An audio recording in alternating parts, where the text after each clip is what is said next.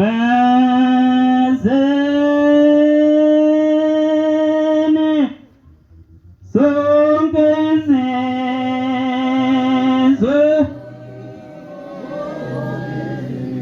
awulizwela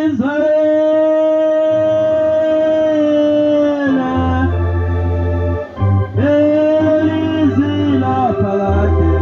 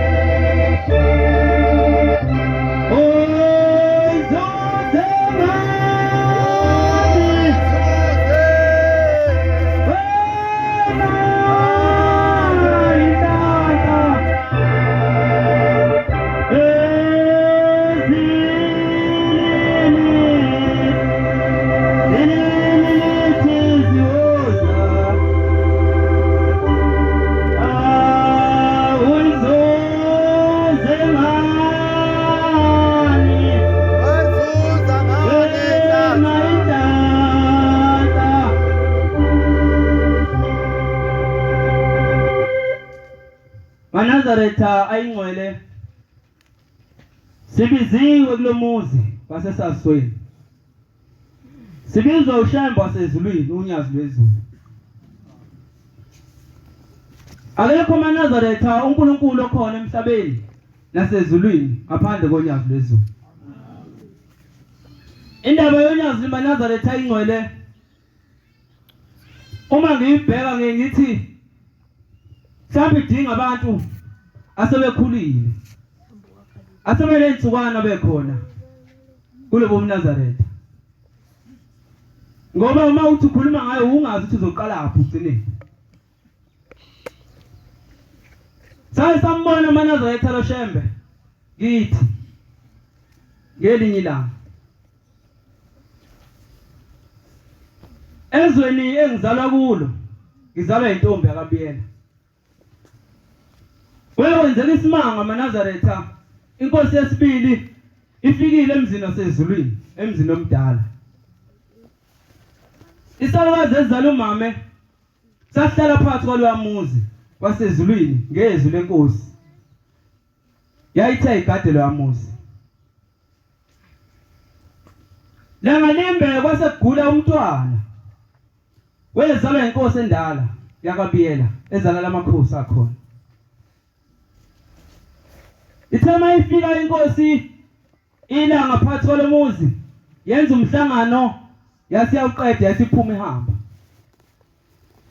wasegula lo mntwana phakathi kwalomuzi wayesedlule emhlabeni uthema edlulile emhlabeni kwasekumenyezwa lesalukazi sakithi sasemasimini yalinywa emakhaya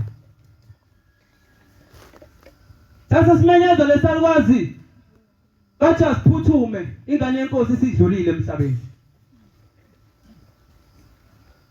sanasifika endlini lapho ingane yenkosi ikhona isigoqiwe sibekwe eshemsango kwaphanyiswa ngisho namakhandlela emakhaya ke uma umuntu ehambile kuke kuhenga kube khona ishidi yena bengale kwase kunjalo sebegcwele abantu endlini sasezingena lesalukazi sangena noshembe esathenjiswa yena kunengoma lapha ku 23 ithuma uthi acela ungifundele insizwa yezwe 23 ingaze ngibhede 23 ithi njengokusho kwakho ngomlomo kaJesu fundele lo verse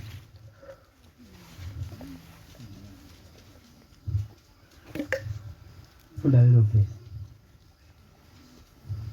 njengokusho kwakho ngomlomo kaJesu wathi uma ngikuthanda uyohlala phakathi kwami. Yebo. Ileyo ndawo uManazaretha esibuthile nje wasilapha. Indaba kaShembe inkinga ngoba abantu bomhlaba siyesithi masingena emzini womuntu sizothandaza bethi abantu kungena uShembe lapha. Lesakwazi sase siba nalelo themba elinguShembe ohlala kumuntu. Sase singena kule ndlu uManazaretha samfika umntwana ugoqiwe ulele lapha emsamo sase simthatha. Bese kuthiwa hayibo umntwana sehambile emhlabeni umiyeka sasimthatha saphuma naye. Sasihamba ehlabelela ingoma lapho khona ngathi ingoma ka101.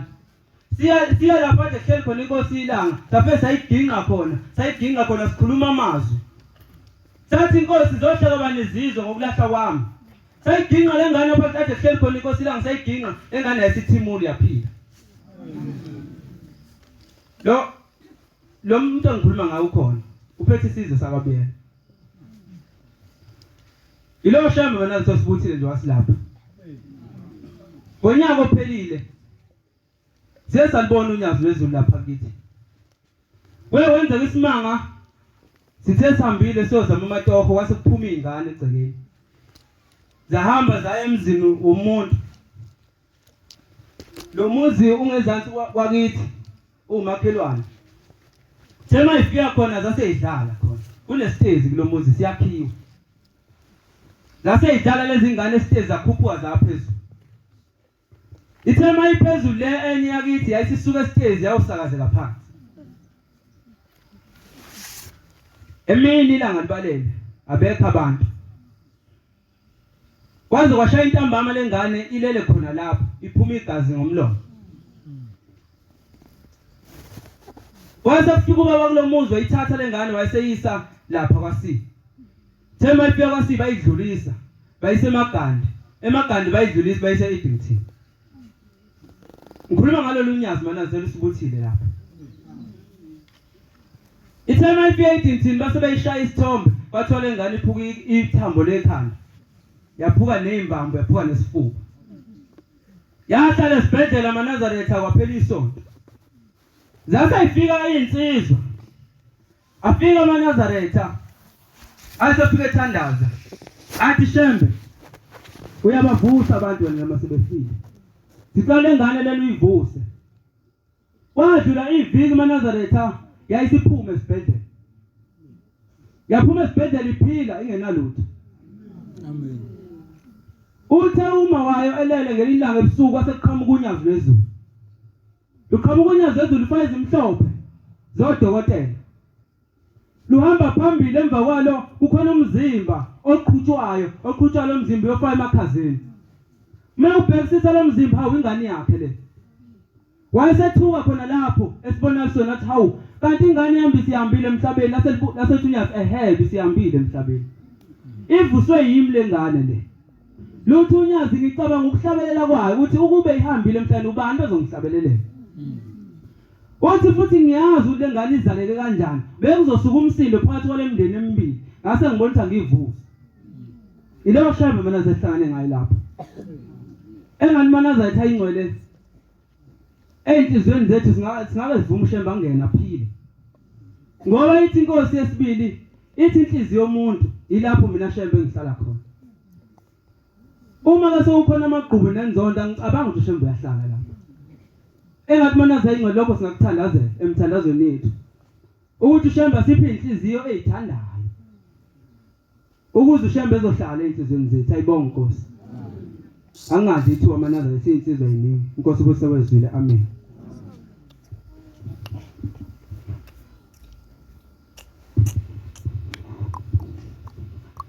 Thank you, Sinkula Oh, sefuna oh indela ayobuya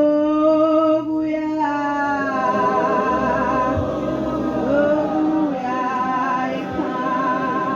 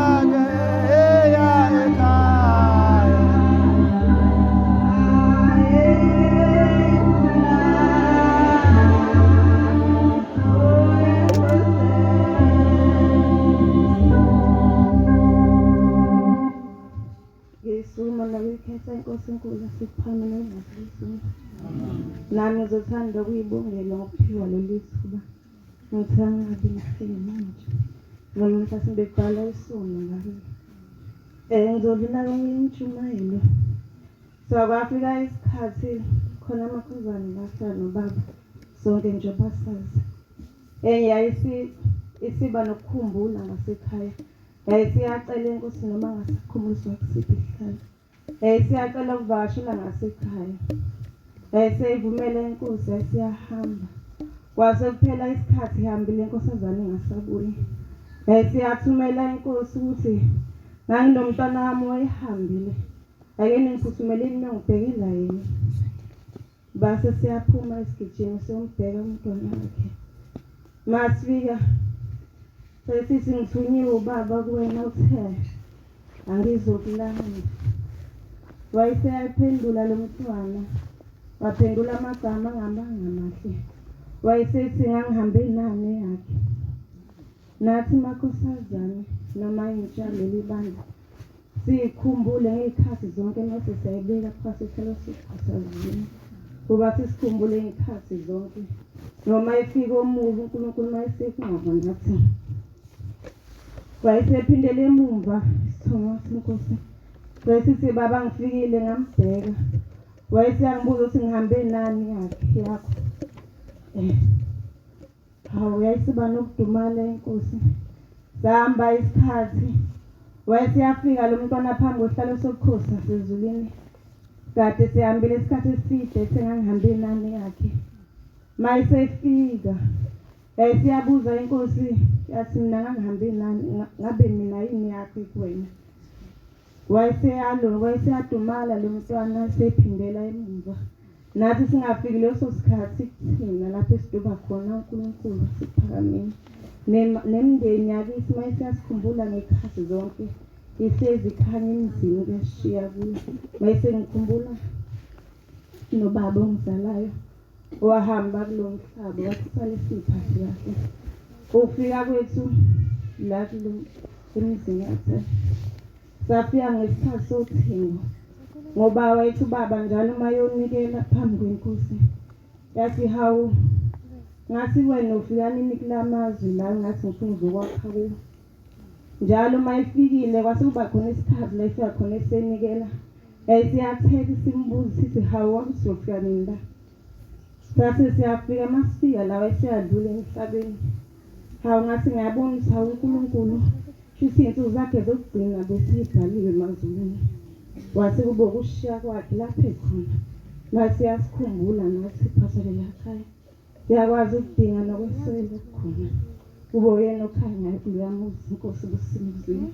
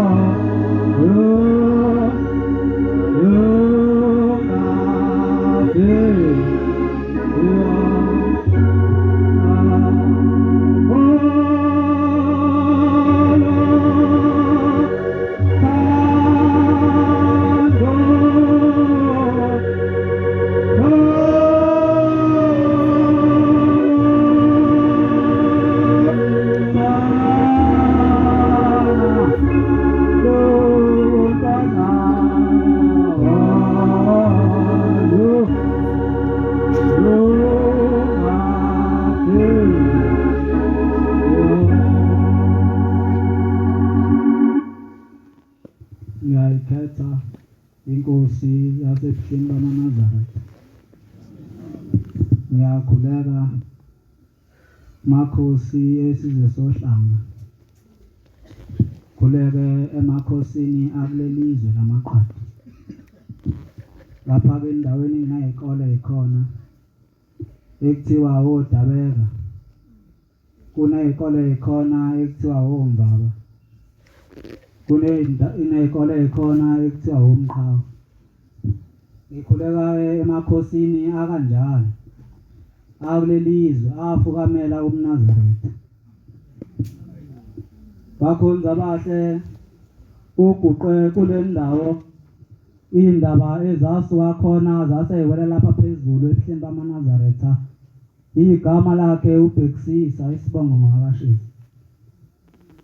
Ngiyacela ke ukuthi uguqa kwami lapha uthandeke kohlele esihlalweni unyazi lezulu. Ayibonge Nkosi. Ngiyacela futhi kube uye ozokhuluma kulaba bantu bakhe. Ngoba mina kangazi ukuthi kukhulunywa kanjani kumaNazaretha.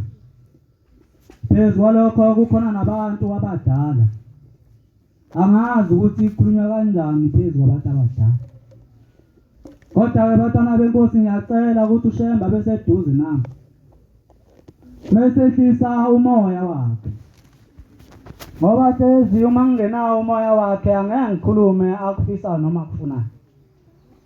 Ngiyacela futhi ukuthi okhokho bami nokhulwakhulwana bengasondeli kakhulu ngoba mhlasimbe kubona khona bamthuke endulo. Mhlasimbe uma ngimamema bemeduze kwami. Mhlasimbe ukhona bamthuka kuzovuka inhlamba kimi.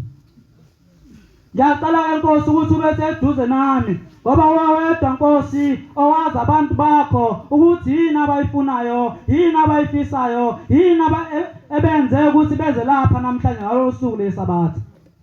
Ngoba khona abantu abagqoka ingubo njengathi abamaNazaretha kodwa bangekho lapha. Kodwa wena Nkosi kulabo abakhona lapha uyazi ukuthi yini obabizele yona. Futhi uyazi wena Nkosi ukuthi ufisa ukuthini kubo. Ngiyacela Nkosi ukuthi ukhulume ngami. Ngakhulumi mina Nkosi kodwa wena ukhulume kimi. Bantwana benkosi thina sabantu abathandwa kakhulu. Ngoba uShembe wakha lento yakhe wayakha walakha izulu nomhlaba wayesebuka ukuthi izulu nomhlaba kaliphelele khona into eshodayo.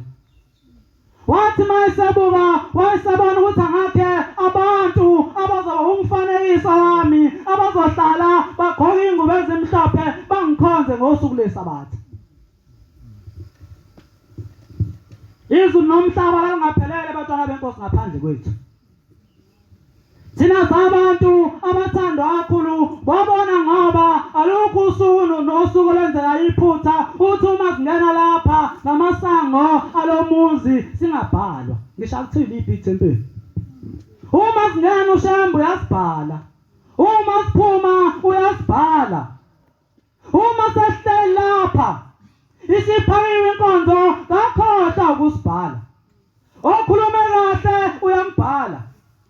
Okhulume kambi uyambhala. Osalayo uyambhala. Akakhohlwa ukusibhala. Thina sabantu abathandwa kakhulu wathi uphombela uma sezohamba kulomhlaba wathi eshaya umthandazo wathi Nkosi ngiyazi ukuthi masinyane uzongibiza usikodwa usungalibali abantwana bakho amaNazaretha. Thina sabantu abathandwa kakhulu ngaphezu kwezinto zonke ekhona emhlabeni. uShembe bantwana benkosi wadela umndeni wakhe. Mhla ethandaza kakhulumanga ngawo. Kasho nguSinkosi ukhumbule nabantwana bami. Kodwa wasikhumbula abantwana bakho amaNazaretha. Ithi Nkosi langa uma ikhuluma ngalokhu ukukholwa esikukho uthi uShembe wadela yonke into edelela nina.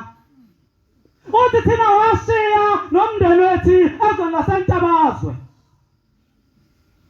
Uthi khona isikhathi esibuhlungu esafika phakathi kwethu siyumndeni. Uthi umnini waplazi esahleli kulo wafikisa incwadi ethi umeyigijimi. Uthi mndeni uyise wenu. Uthi kodwa ngiyadabuka ngoba kuleli plazi kunomthetho ophila kulo. Uthi kuleli plazi uze kavumelekile ahlala umuntu ongenayo imfuyo. Baza bangcwele ukuthi ngalesa sikhathi ayikho into yashembe eyayisikhona kwase kuphele konke. Limfunisi lifuna mina nawe.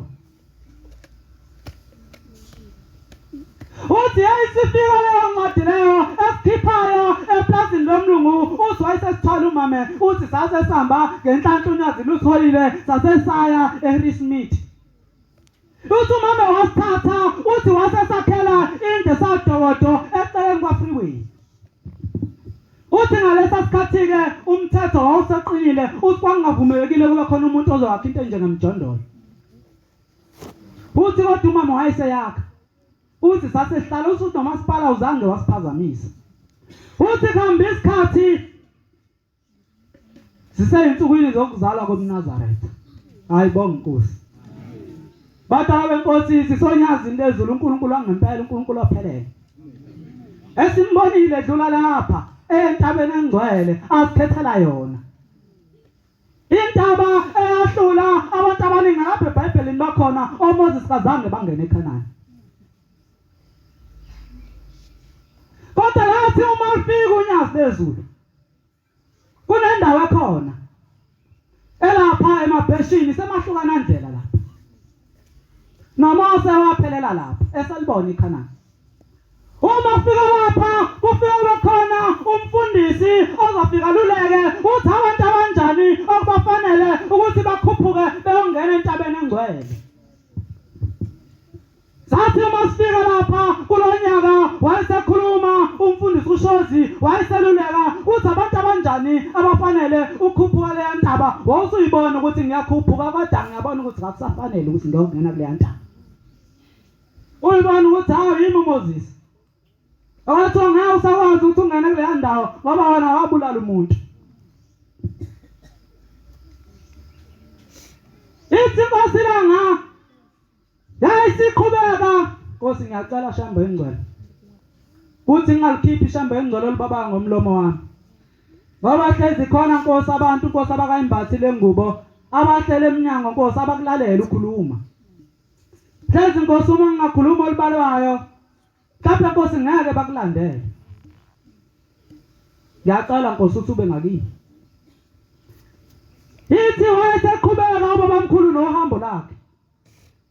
Sawathi uma efika lapha eBhodazini wayesangena komunye umuzi wayesecela amanzi.